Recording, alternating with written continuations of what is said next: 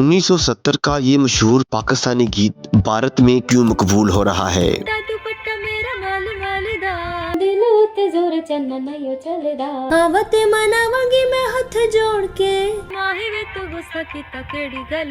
सानू प्यार वाली पौड़ी ते चढ़ा के खोर माही किथे रह गया।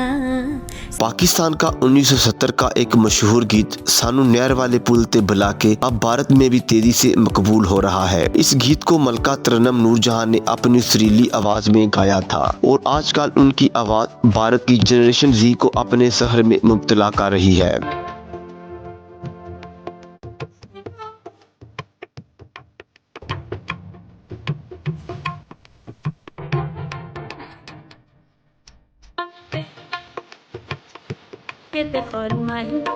किथे रह गया।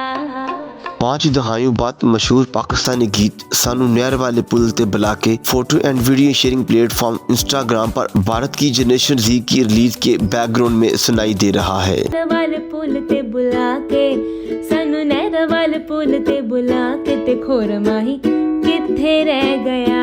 इस गीत के भारत में तेजी से मकबूल होने की वजह ये है कि इसके अशार दिलों में छुपी हुई ख्वाहिशों और रिश्तों में दरपेश मसाइल को बेहतरीन अंदाज में बयान कर रहे हैं।